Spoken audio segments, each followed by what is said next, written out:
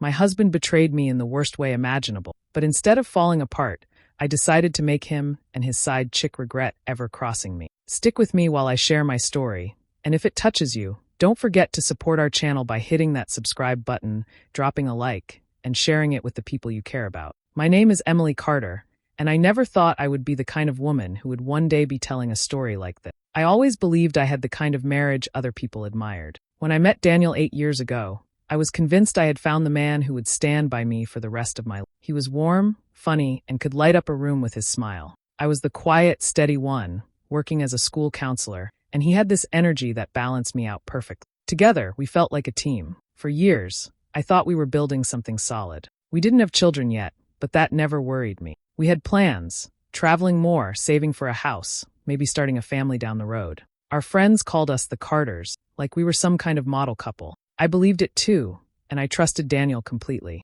But things don't break all at once.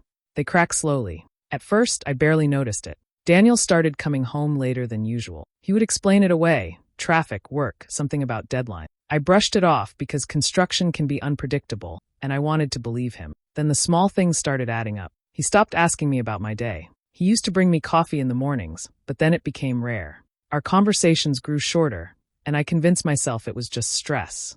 I didn't want to sound like a nagging wife, so I let it go.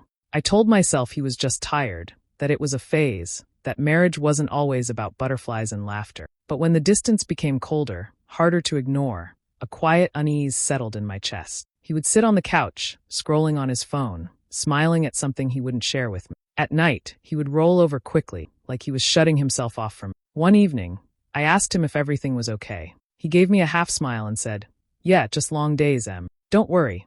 I wanted to believe him so badly that I forced myself to accept it. But the truth was harder to silence. Love makes you blind, and I had been blind for far too long. The man I once thought was my soulmate was slowly becoming a stranger under the same roof. And even though part of me felt something was wrong, I wasn't ready to face it yet. Instead, I kept playing the role of the supportive wife, pretending not to notice the cracks spreading through the life I thought was perfect. It happened on an ordinary evening. Daniel came home later than usual, and as I leaned in to hug him, I caught a faint smell that didn't belong to me. It was floral and sharp, a perfume I had never worn. At first, I brushed it off, but when I went to put his shirt in the laundry, I saw it, a faint lipstick stain on the collar. My stomach tightened. I stared at it for a long time, my hands shaking. When I asked him about it, he laughed it off. "Coworker hug," he said, like it was nothing. He kissed my forehead and went on with his evening while I stood there, pretending to believe him. That night, I couldn't sleep. I kept replaying his casual tone in my head, trying to convince myself I was overreacting.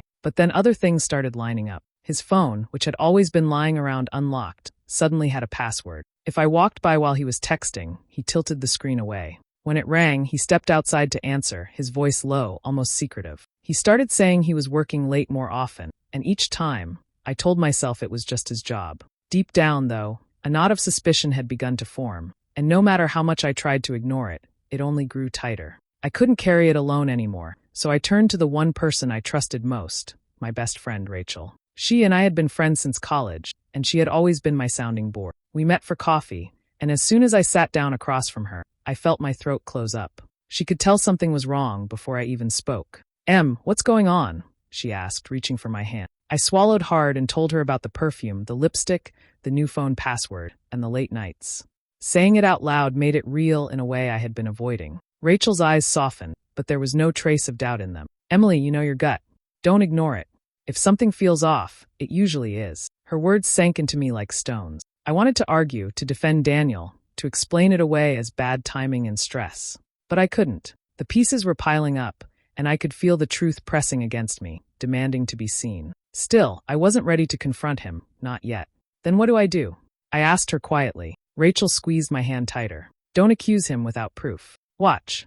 Pay attention. If he's hiding something, he'll slip." I nodded, though my heart was heavy. That night, as I lay beside Daniel and listened to his steady breathing, I made a silent decision. I wouldn't say a word, not until I knew for sure. If there was a secret, I would find it. And when I did, he wouldn't see it coming.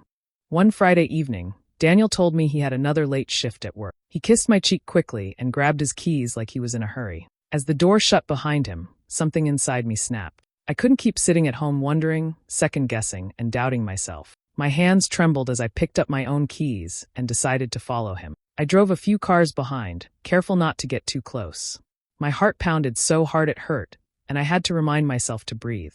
Every red light felt like an eternity. Every turn he made sent my stomach twisting tighter. Part of me hoped he was really going to work, and I would look foolish for doubting him. But another part of me knew better. Instead of heading toward the job site he'd mentioned, Daniel drove across town and parked outside a cozy little restaurant with soft lights glowing in the windows. I pulled over down the street, my fingers gripping the steering wheel so tight they ached. I watched as he stepped out of the car, straightened his jacket, and then, my chest clenched, another figure appeared. A young woman, slim, with wavy brown hair falling around her shoulders, walked up to him with a bright smile. I couldn't take my eyes off the way he looked at her. His face lit up in a way I hadn't seen in months. She laughed at something he said, her head tilting back, carefree and easy. And then it happened. He leaned in and kissed her like it was the most natural thing in the world. It wasn't a clumsy, guilty kiss. It was comfortable, familiar, the kind of kiss that belonged to people who were more than strangers sneaking around. My stomach dropped, and I felt the air leave my body. They didn't just look like two people having an affair. They looked like a couple. A real couple. Her name slipped into my mind later, when I learned it, Jessica Moore. But that night, she was just her, the woman who shattered my world with a single smile. I sat frozen in the car, tears stinging my eyes but refusing to fall. I couldn't let myself break down, not yet. I had to stay still, invisible, because if he saw me, I would lose everything I was holding back. I watched them walk inside together, hand in hand, laughing like they belonged to each other. My vision blurred, but I stayed parked until the sight of them disappeared behind the restaurant door. My whole body ached from holding myself so tight. Finally, I started the car and drove home, silent and steady, the tears finally spilling down my cheeks. Every mile felt heavier than the last, but by the time I pulled into the driveway, something had shifted inside me. I wasn't just a broken wife anymore. I was a woman with a purpose. That night, I didn't cry myself to sleep. I lay awake, staring at the ceiling, already thinking about what I needed to do next. I couldn't stop the pain, but I could control what came after. The morning after I followed Daniel, I made a choice. If he wanted to play games, then I would play better. When he came down for breakfast, I greeted him with a smile like nothing had happened. I poured his coffee just the way he liked it, and even made his favorite omelet. He looked at me with mild surprise, but then shrugged and ate. He had no idea that the night before I had watched him kiss another woman. From that day on, I played the part of the perfect wife. I laughed at his jokes, asked about his day, and pretended to listen with interest when he talked about work. I never hinted at what I knew. If anything, I became warmer, more attentive, the kind of wife he would never suspect of spying. It wasn't easy. Every time he looked at his phone and smiled at the screen, I felt my chest tighten. But I forced myself to stay calm. While he thought I was being sweet, I was building my own case against him. The first thing I did was start checking the mail before he could. I found credit card bills with charges at restaurants and hotels we had never visited together. I made copies and tucked them away in a folder hidden in the back of my closet. Next, I quietly went through our bank statements online. I noticed cash withdrawals at odd times, always close to when he claimed he was working late. I printed every page and added it to my growing file. It was like piecing together a puzzle I never wanted to solve, but I knew I had to see the whole picture before making a move. I also started taking pictures. Whenever he left his car parked near places that didn't match his excuses, I snapped photos. If he came home smelling of perfume again, I took note of the date and time. Slowly, my folder grew thick with proof, evidence of his betrayal that he wouldn't be able to deny. At home, though, I never let the mask slip. I cooked his favorite dinners, folded his laundry, even asked if he wanted to watch a movie together. He must have thought he was safe, that I was too blind or too trusting to suspect anything. The truth was, I was waiting for the right moment. Some nights, after he fell asleep, I would sit in the dark with that folder in my lap. The papers felt heavy in my hands, but instead of crushing me, they gave me strength. I wasn't collecting these things just to confront him. I was preparing for something bigger. I didn't want a screaming match or empty apologies. I wanted a plan that would hurt him the way he had hurt me. So I smiled by day and gathered evidence by night. He believed he was in control, but he was wrong. Without knowing it, Daniel was walking straight into the trap I was setting. I knew I couldn't just sit and wait for the truth to crush me. I needed to protect myself before Daniel drained me of everything I had worked for. So one afternoon, when he was at work, I scheduled a meeting with a lawyer. I told Daniel I had a late meeting at school, and he didn't question it. Sitting in the lawyer's office made everything real. My hands shook as I explained what I suspected. The lawyer listened carefully, asked a few pointed questions, and then laid out my options. That's when I learned something that made my stomach drop. Daniel had already started moving money out of our joint savings into a separate account under his name. It wasn't just betrayal of the heart anymore. It was betrayal of the life we had built together. I left the office feeling sick, but also clear-headed. If he wanted to play dirty, then so could I. The first thing I did was set up my own private account. Quietly, little by little, I transferred money into it. Nothing too noticeable at once, just enough that I knew I would be secure if things blew up. Each transfer felt like taking back a piece of control he thought he had stolen from me. Next, I started locking down everything that was mine. I changed the password to my personal email, updated my phone security, and set new pins on my accounts. I called my insurance company and adjusted the beneficiary information. I even reviewed my will, making sure that if anything happened to me, Daniel wouldn't see a dime more than I allowed. At home, I carried on like nothing was different. I made dinner, folded laundry, laughed at his small jokes, and asked if he wanted more coffee. He had no idea I was slowly pulling away everything he thought belonged to him. To Daniel, I was still the loyal wife who trusted him blindly. To me, I was becoming someone else entirely, a woman preparing for battle. The strangest part was how easily he believed his own lie. He would come home late, smell faintly of perfume, and mumble something about a project running long. I nodded and smiled, pretending not to notice how sloppy he was getting. He thought he was clever, but all I saw was arrogance. He believed I was too naive to see through him, and that mistake was going to cost him everything. At night, when I lay next to him in bed, I no longer felt powerless. My folder of evidence was hidden where he would never look, my accounts were protected, and my safety net was in place. I still hadn't confronted him, but I didn't need to, not yet. The game wasn't about catching him in a lie. It was about making sure when the truth finally came out, he would have nowhere to run and nothing left to cling to. I knew the time would come when I had to see her face to face. Knowing her name made it easy. Jessica worked as a dental assistant at a small clinic across town. I checked the hours online and picked a day when I knew Daniel would be busy at work. I dressed neatly, fixed my hair, and drove there with a calmness I didn't entirely feel. The waiting room was small and smelled faintly of antiseptic. A cheerful receptionist greeted me, and a moment later, Jessica appeared, holding a clipboard. Up close, she looked exactly how I imagined, pretty, polished, with that carefree glow of someone who thought she was winning. "Hi, I'm Jessica," she said warmly. "Do you have an appointment today?" I smiled back, polite and friendly. "No appointment. Just wanted to ask about scheduling something." My voice was light, casual, but my chest thudded beneath it. She nodded and began explaining their services, her tone professional and sweet. I let her talk, studying her carefully. Every detail about her seemed ordinary, but knowing what I knew made it sting. I kept my face smooth, not letting an ounce of my thoughts show. At one point, I leaned in just slightly, keeping my smile steady. "I think my husband might have been here recently," I said in a soft tone, like it was nothing. "Daniel Carter. Do you know him?" The change in her expression was immediate. Her face lost its color, her mouth parted just slightly, and she froze for half a second before forcing a smile back on. I'm not sure," she said, fumbling with the papers in her hands. Her voice cracked just enough for me to catch it. I tilted my head, still smiling, like I hadn't noticed. "Oh, that's fine. I just thought I heard his name once. He's in construction, tall guy, funny smile." I let the words hang between us. Jessica's eyes darted away, her hand tightening around the clipboard. She murmured something about checking the schedule and hurried behind the counter. I didn't press further. I didn't need to. Her reaction told me everything I wanted. I stood there for another moment, pretending to glance at a brochure, then thanked her warmly. "You've been very helpful. I'll call back soon to book." I flashed her a polite smile, sweet enough to sting, then walked out the door. As soon as I stepped into the fresh air, I felt a surge of quiet satisfaction. I hadn't raised my voice, hadn't accused her, hadn't revealed a thing about what I had planned. But I had planted something deep inside her. Doubt, fear, the kind that eats at you when you least expect it. She would be thinking about me long after I left, wondering what I knew, what Daniel had told me, and how close I was to uncovering everything. Driving away, I gripped the steering wheel and let myself breathe again. The encounter hadn't given me peace, but it gave me power. I had walked into her space with a smile and walked out leaving her shaken. And that was only the beginning.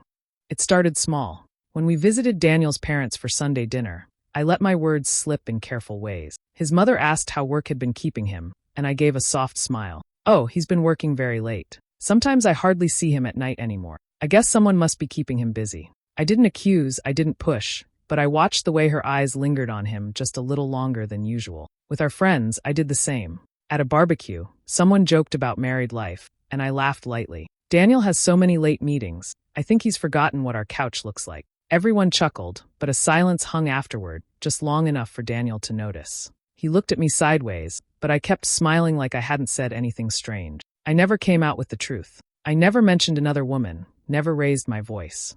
Instead, I spoke in hints and half-truths, letting people draw their own conclusions. And they did. Slowly, I noticed a change. His sister, who once doted on him, became more reserved. Our friends who used to slap him on the back and call him the lucky guy now gave him shorter smiles, less warm. No one accused him outright, but the shift was there. A coolness he couldn't miss. At home, the tension grew heavier. He would sit across from me at the dinner table, chewing slower, his eyes flicking up to meet mine. I could see the question in them. What do you know? But he never asked. Instead, he tried to act casual, tapping at his phone, mumbling about work, and forcing jokes that fell flat. The colder others became toward him, the more paranoid he grew. I caught him staring at me sometimes, like he was trying to read my mind. If I smiled too easily, he narrowed his eyes. If I stayed quiet, he shifted in his seat. The balance of power had tipped without him realizing it, and now he was scrambling to steady himself. One evening, he finally spoke up. "Did you say something to my mom? She's been different." His tone was sharp but uncertain, as if he wasn't sure he wanted the answer. I tilted my head, giving him a gentle smile. "Oh, I just mentioned how hard you've been working lately. Maybe she worries about you, Daniel." My voice was calm, even kind. He searched my face, but I gave him nothing else. That night he tossed and turned in bed while I lay still, my breathing even. He couldn't accuse me of anything because I hadn't lied. I had only nudged the truth into the light where others could see the shadows for themselves. The storm was building, and he could feel it pressing in. He didn't know how much I had discovered, or how far I was willing to go. That uncertainty was my weapon, and I wielded it silently, watching him unravel under his own guilt. I chose our anniversary night for the reveal. Daniel thought it would just be the two of us, a romantic dinner at home. I cooked his favorite meal, set the table with candles, even opened a bottle of wine. Everything looked perfect, but the perfection was only a mask. What he didn't know was that I had sent an invitation to Jessica as well, worded in a way that made it seem like it came from him.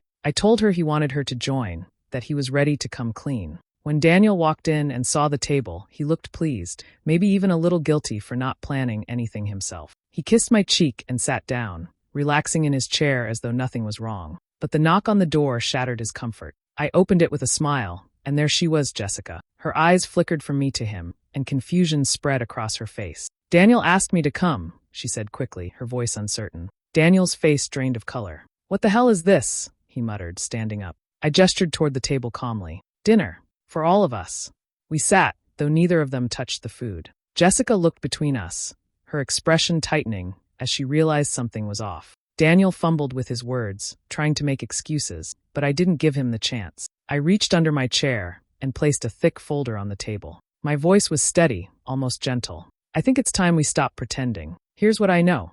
One by one, I laid out the pieces. Photos of his car parked outside restaurant, receipts from hotels, bank statements showing money missing from our accounts, printouts of messages between him and Jessica that I had pulled from phone record. Each page hit the table with a sharp sound that filled the silence. Daniel's face twisted as he tried to deny it. "This isn't what it looks like." I cut him off. "Don't. We both know exactly what it is."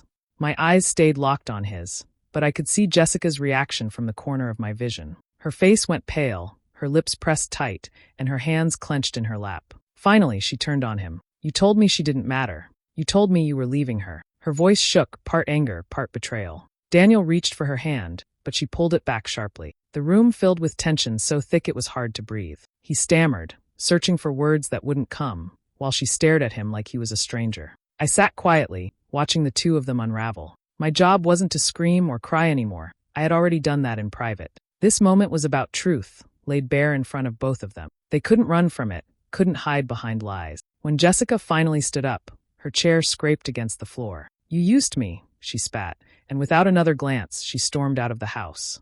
The door slammed behind her, leaving only silence. Daniel looked at me, broken, desperate, but I didn't flinch. The evidence lay scattered across the table between us like a verdict. He had been caught, and there was no way back.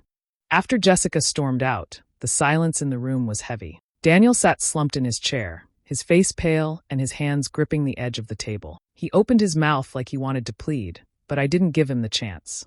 I gathered the papers back into the folder, slid it neatly shut, and looked him in the eye. "I'm divorcing you," I said plainly. The words left my lips calm and steady, but they hit him harder than any scream could have. He lurched forward. "Emily, please don't do this. We can fix it. I'll end it with her." His voice cracked, desperate now. I stood slowly, pushing my chair back. "You already ended it. She walked out when she realized you've been lying to her too.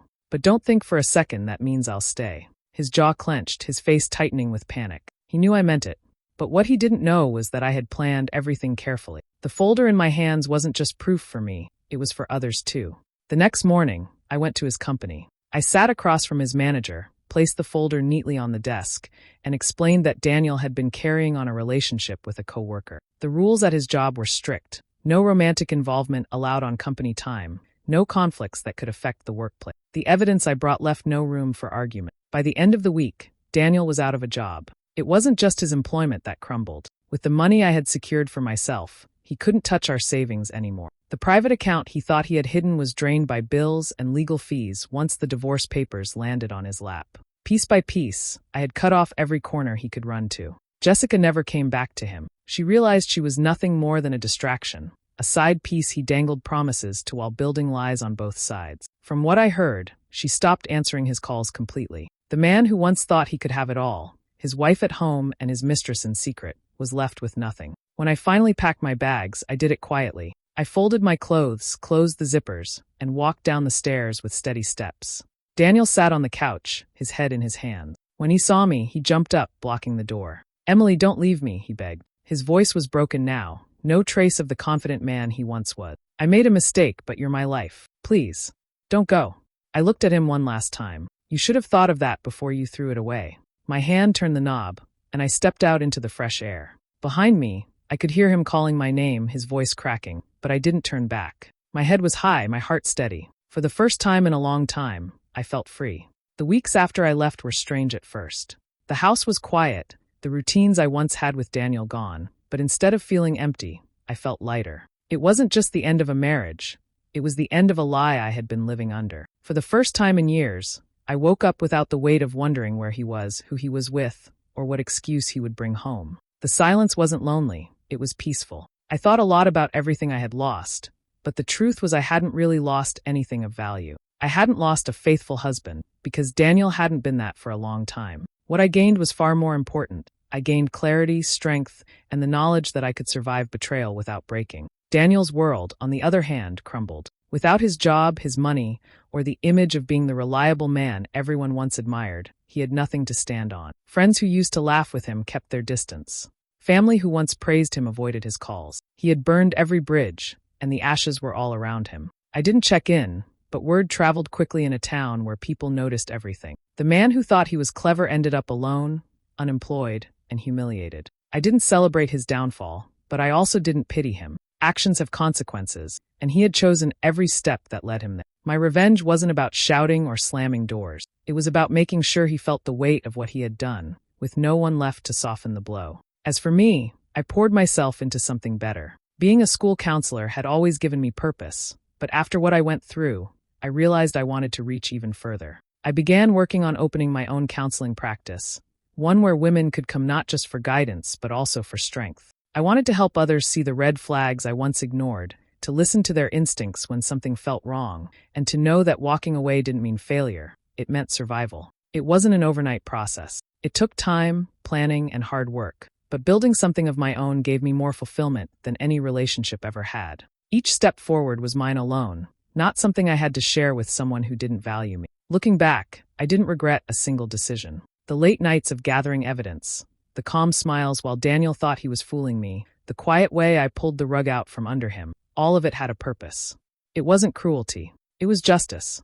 My story didn't end with betrayal. It ended with strength, and it began again with freedom. And if there's one thing I know now, it's this. Sometimes losing someone is the exact thing you need to find yourself.